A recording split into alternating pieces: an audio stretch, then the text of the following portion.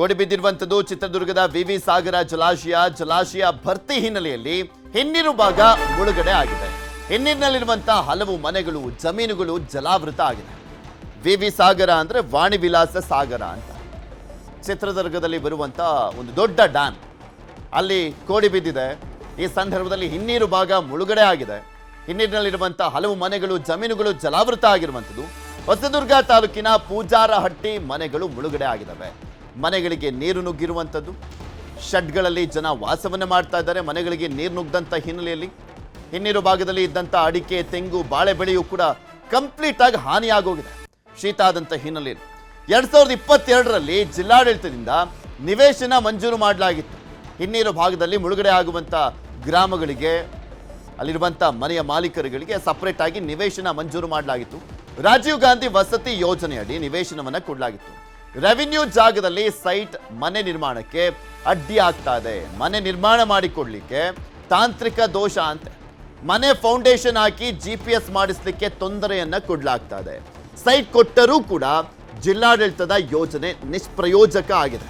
ಯಾಕೆಂದ್ರೆ at least clear ಎಲ್ಲವನ್ನೂ ಕೂಡ ಅಲ್ಲಿರುವಂಥ ತಾಂತ್ರಿಕ ಸಮಸ್ಯೆಗಳನ್ನು, ಏನೇನೆಲ್ಲ ಅಡಚಣೆ ಇದೆ ಅದೆಲ್ಲವನ್ನು ಕೂಡ ಕ್ಲಿಯರ್ ಮಾಡಿಕೊಟ್ಟಿದ್ರೆ ಒಂಥರ.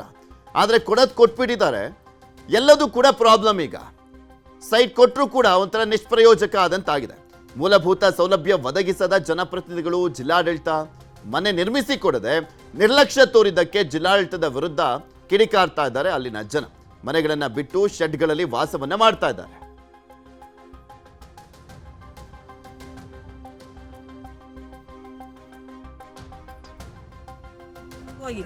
ಮೊನ್ನೆ ಅಧಿಕಾರಿಗಳೆಲ್ಲ ಬಂದ್ರು, ನೋಡಿದ್ರು, ಆ ತಮ್ಮನೆಲ್ಲ ತೆಗಿತೀವಿ, ಕೊಡ್ತೀವಿ, ಇನ್ನಾಗುತ್ತೆ ಅಂತ ಮನೆ ಅಂತ ಹೇಳೋಗಿ ಒಂದೊಂದು ಟಾಟ್ಪಲ್ ಕೊಟ್ಟಾಗ ಅಲ್ಲಿ ಶೆಡ್ ಹಾಕೊಂಡಿದ್ವಿ.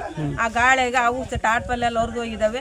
ಮಾಡ್ಕೊಂಡು ತಿನ್ನಕ್ಕೂ ನಮಗೆ ನೆಮ್ಮದಿ ಇಲ್ಲ, ಕೂಲಿ ಮಾಡೋಕ್ಕೂ ಇಲ್ಲ. ಹೊಲ್ದಾಗ ಜಮೀನಾಗೆ ಎಲ್ಲ ಖಾತೆ ಜಮೀನೆಲ್ಲ ಮುಳುಗೋಗಿದ್ದಾವು. ರಾಗಿ, ಜೋಳ ಅವು ಮುಣ್ಕೊಂಡು ಹೋಗಿದ್ದಾವೆ. ಏನು ಮಾಡಬೇಕು ಗೊತ್ತಿಲ್ಲ ನಮಗೆ. ಆ ಸಮಸ್ಯೆ ಆಗಿ ಹೋಗಿತ್ತು ನಮ್ಮ 9 ಮನೆಯವರಿಗೆ. ಇಲ್ಲಿರೋ ಮನೆ ಪರಿಸ್ಥಿತಿ ಏನೂ ಇಲ್ಲ, ಎಲ್ಲ ಬಿಟ್ಟಾಕಿದ್ವಿ. ಇದ್ರಾಗ ಈಗ ಇದ್ರು ಅಂದ್ರೆ ಬಿಟ್ಟರು ಅಂದೆಲ್ಲ ಮನೆ ನೀರು ತುಂಬ್ಕೊಂಡಿದ್ದಾವೆ. ಬಿದ್ದರೆ ಏನು ಗತಿ, ಈಗೆಲ್ಲ 2 ಸಲ ಮುಳುಗಿ ಹೋಗಿದ್ದಾವೆ.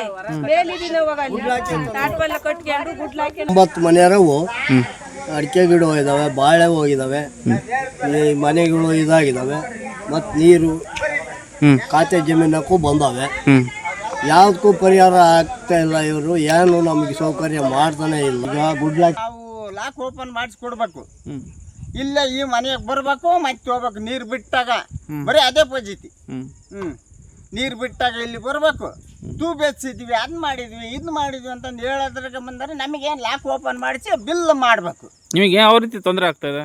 ಯಾವ ರೀತಿ ಅಂದ್ರೆ ಅದೇ ನೀರು ಬರ್ತದವಲ್ಲ, ಅಡಿಕೆ ಗಿಡ ಎಲ್ಲ ಮುಳುಗ್ತದೆ. ಈಗ ನೆಟ್ರಿ ಹಂಗೆ ಮುಂದಕ್ಕೆ ಎಲ್ಲವ ಅಡಿಕೆ ಗಿಡ ಮುಳುಗ್ತದವೆ, ಮನೆ ಮುಳುಗಿದವೆ. ನಾವು ಲಾಕ್ ಓಪನ್ ಮಾಡಿಸ್ಕೊಡ್ಬೇಕು. ಇಲ್ಲ ಈ ಮನೆ